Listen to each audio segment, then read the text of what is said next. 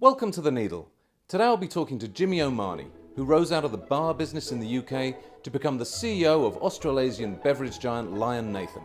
That in turn led to him spending 6 years as CEO of the global advertising heavyweight Saatchi & Saatchi. To say the very least, he's a heavy hitter. Jimmy's a lifelong music lover who's now based in Los Angeles with his own advertising business called Fixt, F-I-X-T. He also serves on the advisory boards of several startups, including our sponsor, Songtradr. So I read online that whilst your experience is largely with advertising and branding, you also have a great passion for music. And you were a musician. I was. Well, if you call playing the drums being music. Well, of course, it's the age-old debate. But and you were in bands as a young lad? Yeah, I was in bands as a young lad, and the last band I was in was when I was living in New Zealand. I was in with a band called Bone Idol, an Irish folk band. Yeah, who are still playing actually now in Clonakilty in West Cork. So that passion for music, did that in any way lead you to advertising and branding? Not really. It's led me to what I'm currently doing, which is working with startups and early stage companies in the music and entertainment space, based out of Los Angeles. Do you see your career trajectory as more of an evolution, or were they sort of like hard breaks and deciding to go in a new direction? A combination. There was, once I joined a company, it was a trajectory within that company, but there were some core decisions I made. Leaving Europe to go to Australia was a big decision. Leaving Australia to go to China was a big decision. Leaving the drinks industry to go into gaming was a big decision. And they provided incredible learning opportunities, whether it's in new geographies or whether it's in new industries. And I think as my career has progressed, for me, the realization that reinvention is a critical part of being successful in today's world. Because the days of starting unless you're with the DMV or the National Health Service in the UK, where it's a job for life. Well, those don't maybe. Maybe you're right. Yeah. Those don't exist anymore. So I think whatever career people are pursuing, or whatever desire they're pursuing, having that ability to continually reinvent and do new things.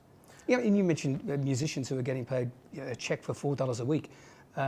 The amount of people now that are professional people, very well qualified, that are driving Ubers is just staggering. Yeah. In terms of advice for people who are in that new reality, do you just sort of nurture these core competencies that are portable skills? I do sessions with individuals and with organizations called Purpose. For organizations, it's organization purpose, and for individuals, it's personal purpose. And it's about really helping them describe what their passions are. Usually if you follow your passions, you're going to be happier than if you don't follow your passions. And you're usually good at your passions. So if you're good at something, you follow your passion, you're probably going to be a lot happier than not doing that. And in helping people and organizations to get to their best, I ask questions like, when are you at your best? Under what conditions are you at your best? Could be time of the day, could be the type of people you work with, it could be the type of tasks that you're doing. And avoid the things you're not good at and do much, much more of the things that you are great at. This could turn into a therapy session very easily. I was going to ask you about the purpose thing, just for a friend that doesn't know what he's doing with his life. I wanted to talk to you a little bit about my take on advertising, just a complete layman's take. Why are so many insurance commercials so terrible, or am I not the target market? If you look at the Geico, Gecko and Flo, the progressive sales girl with the name your price tool, they just seem so unfunny over and over again.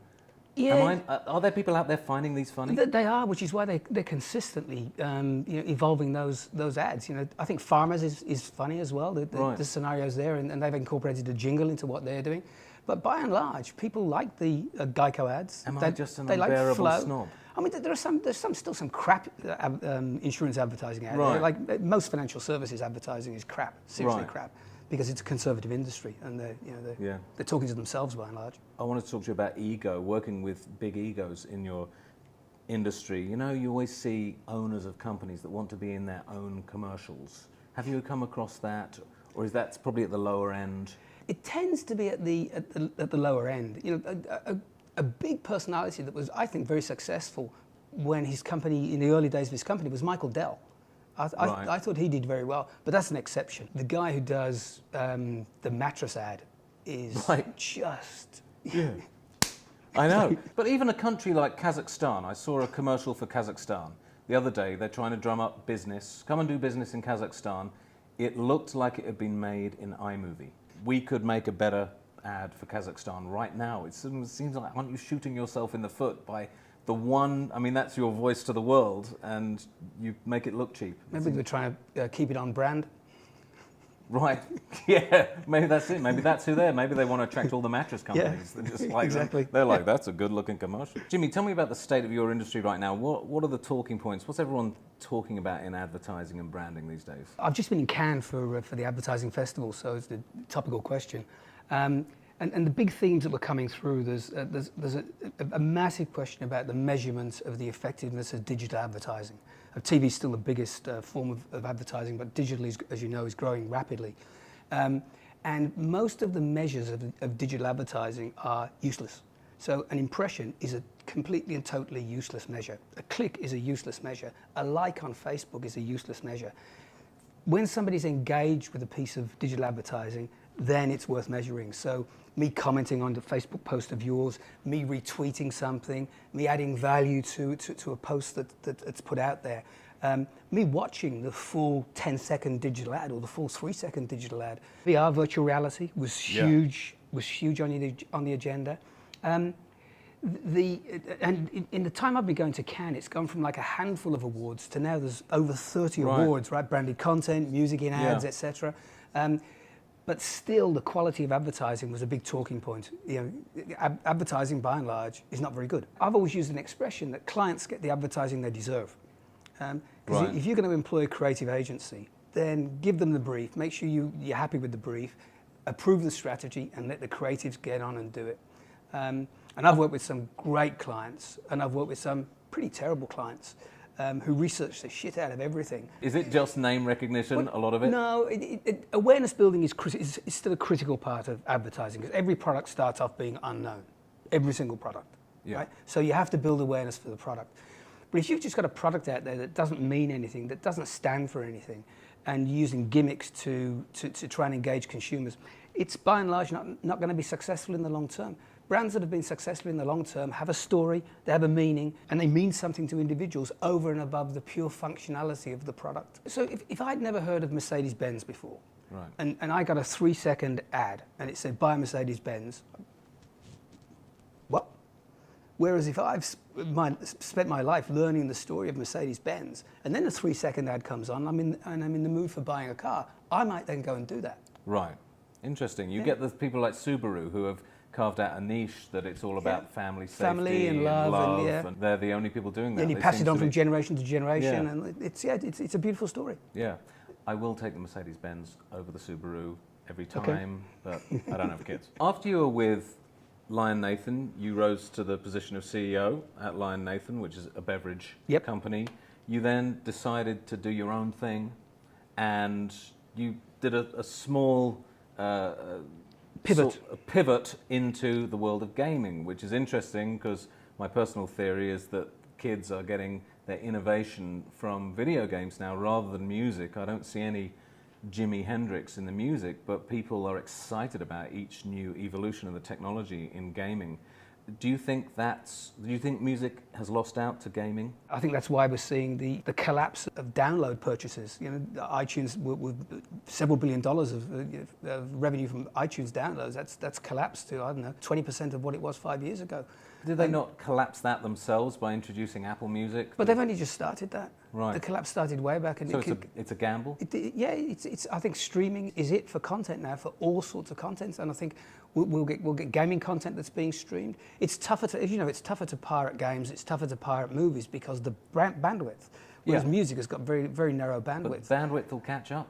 I mean, it will catch up. No, you're right. You know, will it not be the case that anything that can be reduced into zeros and ones will eventually be free, and you'll be looking at an advertising model for everything? For supporting it. Universal Music Group have just, in the tail end of 2014, they started Universal Music Brands because they realised that there's a revenue stream out there that they're not capturing, which is how do we partner with some of the world's biggest brands in order to give the customers of those biggest brands unique musical experiences. So they've done some really interesting stuff with American Airlines, Marriott Hotels. They did a unique song for the launch of the Jeep Renegade. They did a 70th anniversary event for M&M's. There's, I think, examples of that sort of stuff happening all over the place. This vision you have of music as being something that drives brands, the only problem I have with that is that the people that make music, songwriters, engineers, they're often not the people benefiting from the brand. So how do they survive? I mean, it's a really good question. It depends on what ownership they have of the music. And what benefit? I mean, they don't get any benefit from live music, which is a problem. And last year, the live music market in the US was worth $1.4 billion. So that's a big market for the top 100 tours. I think that's what drives kids saying they want their music for free. I think they will watch it on YouTube. Before that, they download it from LimeWire. But their perception is that these guys don't need the money. These are rock stars. Rock stars. They don't realize that, from my perspective as a musician, that there's people living in modest houses, maybe they're putting kids through school, and they're the ones that actually making a lot of the music. You know, you look at Taylor Swift's probably quite involved, but the hours are being put in by engineers and session musicians. Yeah. And so I wonder what will happen. Who are getting paid for their work, but for session musicians, it's a one-off payment. For writers and engineers and producers who've got a slice of the action, they got points in the game. Right. Then they're continuing to benefit. So will the future of it, because you still need those people to make the product good, otherwise the product will become terrible. Is the future of it that someone like Taylor Swift, a big name brand, actually says, I'm just going to make my own record and I'm going to buy people out, pay them extremely well? Do you think money might go up for those people in a new model? It might, but even the biggest artists are dependent on big producers if they want great music. And that's why artists move around from producer to producer. Yeah. And producers always have a slice of the action, as do great engineers. Yeah. The support people, the people who are as instrumental as the artists many times on many occasions making great music.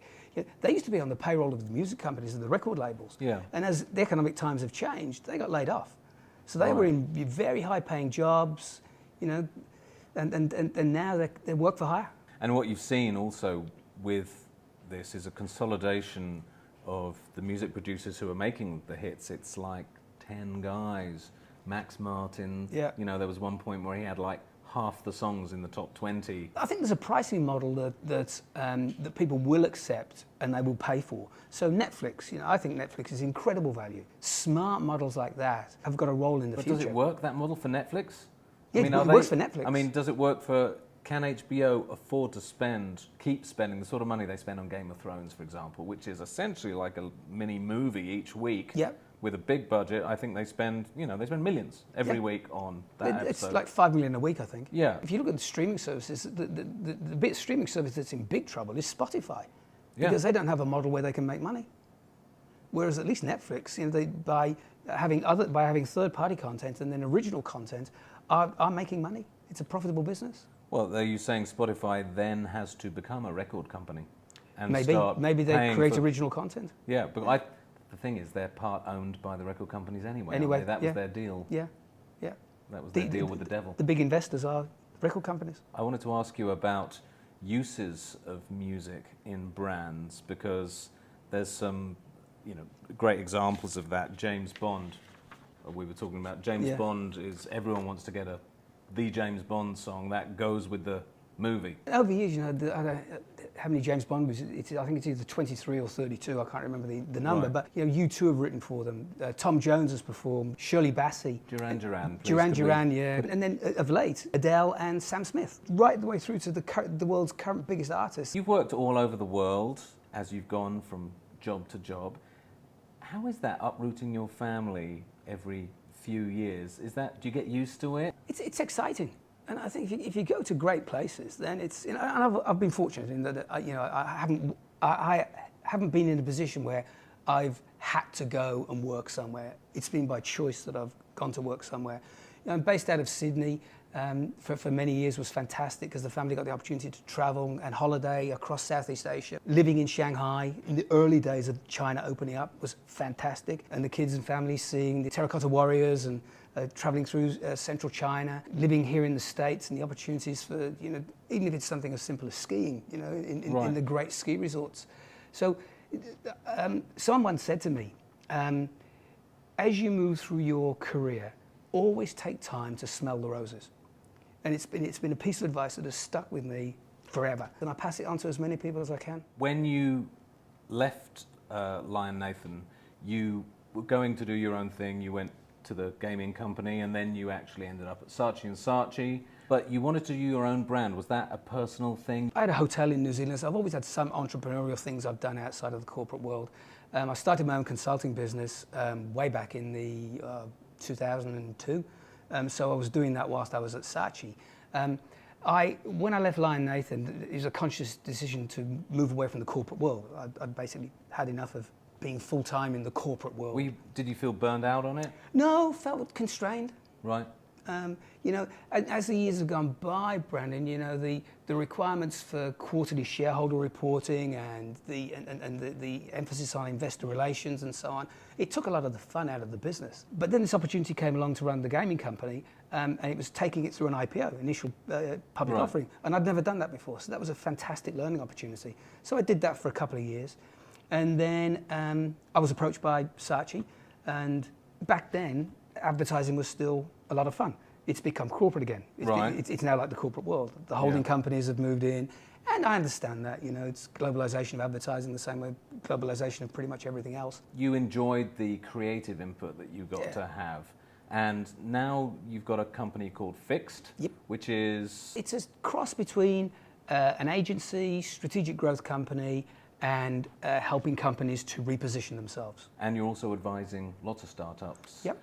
Songtradr, our sponsor. Do you find that work exciting? I do. I first met Paul Wilshire, the founder of Songtradr, 6-7 years ago, and you know, we talked about working together back then. He then went back to Australia, got the funding for Songtradr, came back. We talked together, and he asked if I'd be an advisor. And I totally believe in the concept and the construct. It's a way of engaging music with brands, whether it be an advertising campaign or a piece of TV film or a movie, and it's a way of getting artists paid. It seems like everyone is trying to work out what the model will be in 5 years. That's where all the investment is. Everyone's gambling on what it will look like. I think the number of plays by tech companies in particular, you know, Google prepared to make investments on a speculative basis, Microsoft prepared to do the same, Facebook making investments. Some of them will stick and some of them won't. That's the reality of the world today. I mentioned earlier that there are three brands. There's a legacy brand, which is Levi's. There's Under Armour, who I think have just done fantastically well. You know, the latest spot with Michael Phelps is absolutely fantastic. It's called The Last Goodbye. You know, it's his, what is it, 5th Olympics? And it started when he was 16. It's an incredible shot of him training with this unbelievably powerful song behind it. The last Goodbye, which is so poignant. They did an ad with Misty Copeland, you know, the ballerina, and it was a reading out a school report, some incredibly powerful music by somebody telling her she was never going to make it as a dancer. Right. And you go, wow. And then you think of Levi's over the decades, you know, the Clash, Alicia Keys, Marvin Gaye, T-Rex. So I think music is going to continue to play an incredibly important role in branding. You know, back in the day when Microsoft launched Office, the song they launched it with was "Start Me Up," the Stones. Right. Now they would have paid gazillions back then, because TV was the form of advertising. Right, and the Stones are famous for being sort of quite standoffish, money-oriented, shall we say, and precious about their music up to the point where somebody writes them a big enough check. He's having another kid. Did you see that? Mick? Yeah. He's made his girlfriend or some prostitute. And not his girlfriend. I'm just saying he's made someone pregnant. I just read that he's having another kid. I don't know if it's. and Ronnie Wood's just had twins. Who has? Ronnie Wood. When you say he's just had twins, clarify. His wife has just had twins. Oh, I see. Sorry. He's been involved he's been in a pair of twins. Fuck me and fuck you, right? Lucky bastard, yeah. Favourite line out of Austin Powers, is great. Exactly, yeah. Do you get involved in the Beatles versus Stones argument? Have you ruined Thanksgiving with that, with a brother? I used to, but as I've got older, I've come to appreciate the Beatles more and more. I've always been a massive John Lennon fan. But I was growing up, I was a Stones fan. I met with George Martin a couple of times, the Beatles producer, and I got to really appreciate the genius of McCartney through George Martin explaining to me. And then his work on Game of Thrones, it's amazing. It's George R.R. Martin. Different George Martin. I really enjoy helping individuals and organizations on purpose. You know, I worked last year with Red Bull Media House, helping them in terms of their growth strategy, and that all started with purpose. Worked with Experian, worked with Broadridge Financial Services, all in the last little while. 3-day blinds, right, at the other end of the spectrum. But just helping them define what they stand for. Did you know your purpose early on? I did. So my purpose, the reason I exist, the reason Jimmy O'Mahony exists, is to bring rock and roll to business. That's the highest order reason that I've chosen for my existence. And the reason I think that's important is that if businesses behave like rock and roll, right, in the core of rock and roll, honesty, integrity, belief, then we wouldn't have the Enrons of the world. We wouldn't have BP polluting the Gulf of Mexico. So bringing rock and roll to business, it could be punk, punk's real. Rap is real, but rock and roll is my metaphor because that's my era, right? Yeah. So that's my highest order purpose, and I work with businesses so that they can define their highest order purpose, because when they do, they make a difference in the world. So Toyota was a client at Saatchi & Saatchi. Toyota made a difference in the world when they produced the world's first hybrid car. Right. They made a difference. Procter & Gamble and Unilever, prosaic as companies. But they made a difference in the world when they stopped using toxic chemicals in things like diapers and detergents. So I think if companies understand the highest order reason for their existence, then they can truly make a difference in the world. And the same with people. So I work with people. You know, when are you at your best? What will you never do? Tell me what you stand for. Describe yourself with some unique adjectives that no one else can use to describe them, or in combination can't use to describe them. And the elements of purpose are the why. Why do you exist? For me, to bring rock and roll to business. The who are you, which is the spirit of the person. And then what you're there to do, what you're aiming to achieve, the sort of the get to Mount Everest moment, or send a man to the moon and bring him back safely by the end of the decade type of moment for an organization or an individual. And then the focus is what you do 24/7 in order to live the dream. But what do you find holds most people back?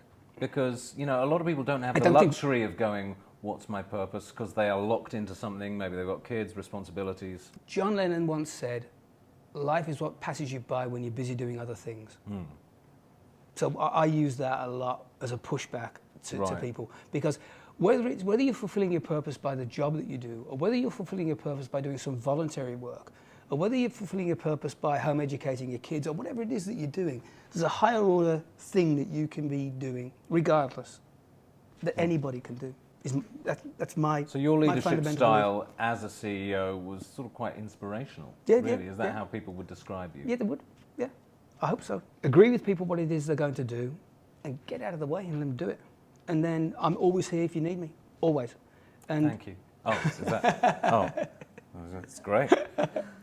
I think we've really hit it off today. Hey, if you enjoyed that video and you're interested in watching more music business related content, please subscribe to our channel by hitting the button below.